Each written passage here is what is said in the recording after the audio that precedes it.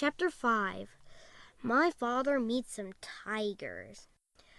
At last he came out into a clearing and ran right into the middle of it so that he could see anything that might try to attack him.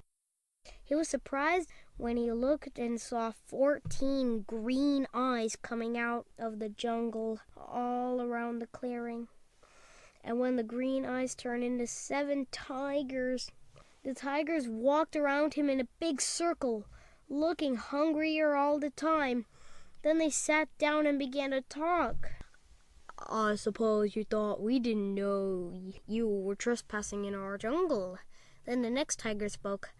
"I suppose you were going to say you didn't know it was our jungle.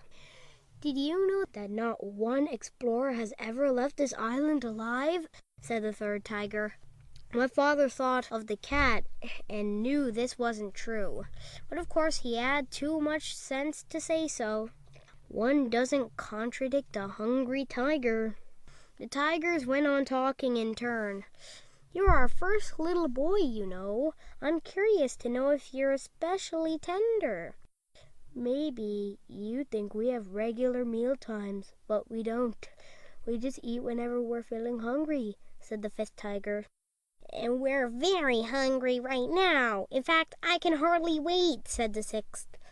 "I can't wait," said the seventh tiger. And then all the tigers said together in a loud roar, "Let's begin right now!" And they moved closer. My father looked at those 7 hungry tigers. Then he had an idea. He quickly opened his knapsack and took out the chewing gum. The cat had told him that tigers were especially fond of chewing gum, which was very scarce on the island. So he threw them each a piece, but they only growled. "As fond as we are of chewing gum, we'd like you even better." And they moved so close that he could feel them breathing on his face. "But this is very special chewing gum," said my father. "If you keep on chewing it long enough, it will turn green. And then if you plant it, it will grow more chewing gum. And the sooner you start chewing, the sooner you'll have more." The tiger said, "Why, you don't say. Isn't that fine?" As each one wanted to be the first to plant the chewing gum, they all unwrapped their pieces and began chewing as hard as they could.